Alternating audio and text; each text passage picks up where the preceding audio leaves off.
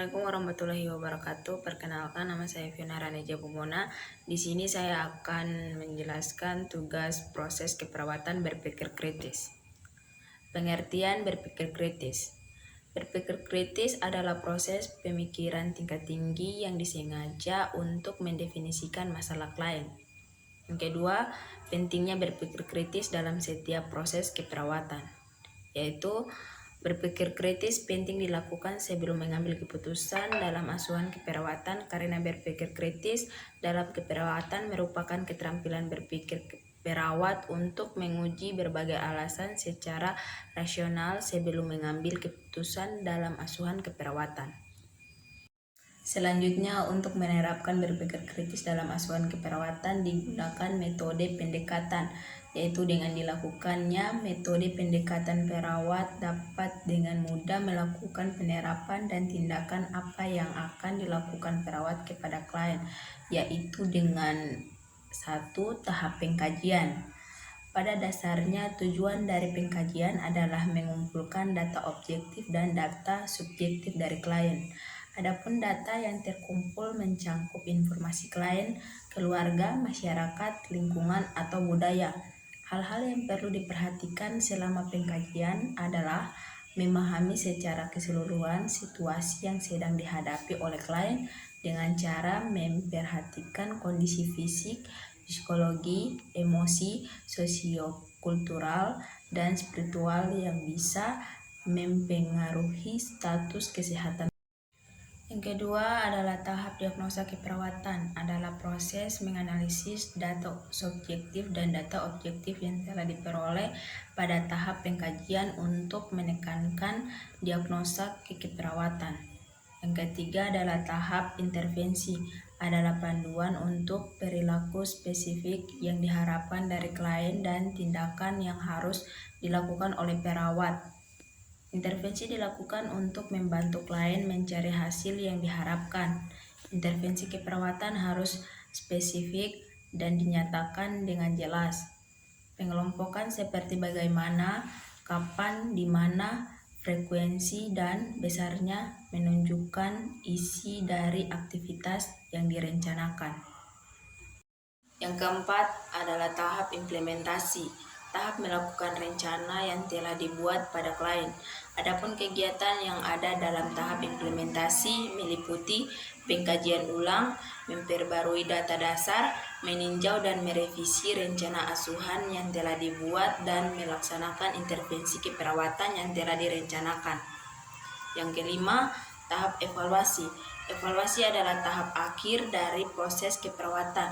Namun evaluasi dapat dilakukan pada setiap tahap dari proses keperawatan.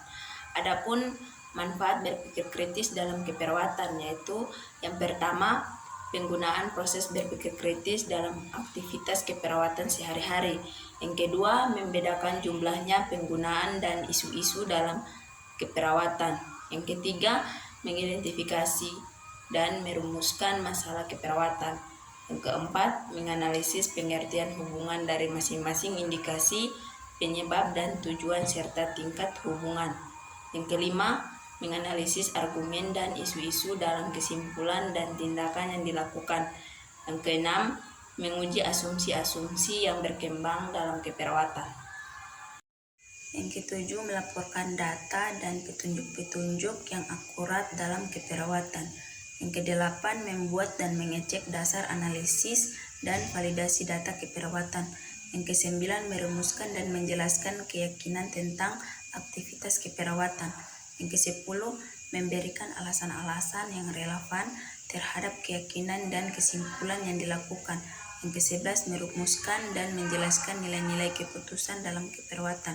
Yang ke-12, mencari alasan-alasan kriteria, prinsip-prinsip, dan aktivitas nilai-nilai keputusan. Yang ke-13, mengevaluasi penampilan kinerja perawat dan kesimpulan asuhan keperawatan. Berikut pemecahan masalah dalam proses berpikir kritis. Pemecahan masalah termasuk dalam langkah proses pengambilan keputusan yang difokuskan untuk mencoba memecahkan masalah secepatnya. Masalah dapat digambarkan sebagai kesenjangan di antara apa yang ada dan apa yang seharusnya ada.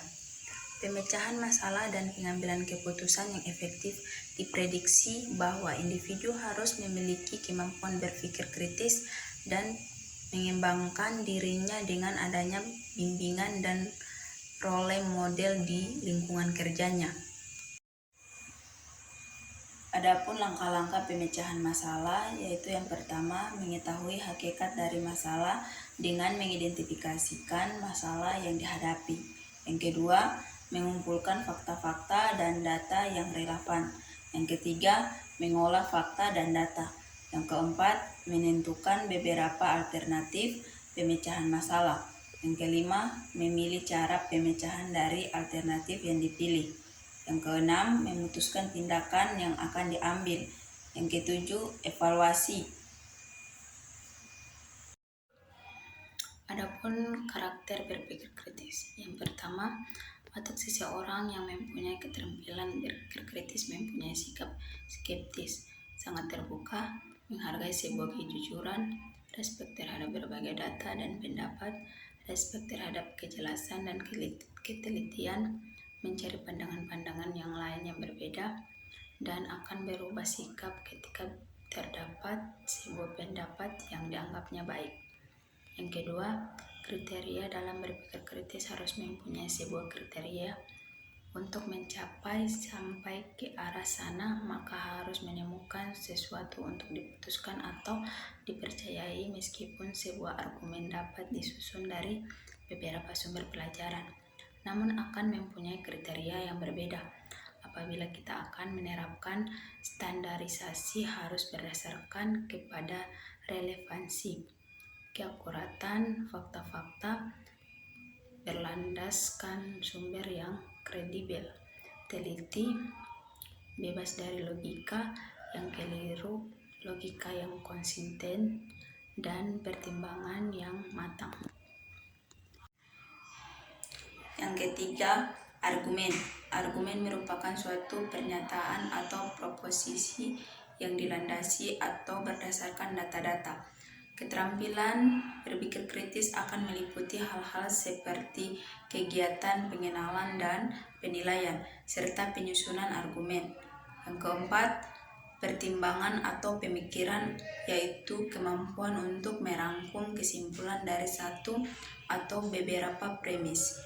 Prosesnya akan meliputi kegiatan menguji hubungan antara beberapa pertanyaan atau data. Yang kelima, sudut pandang.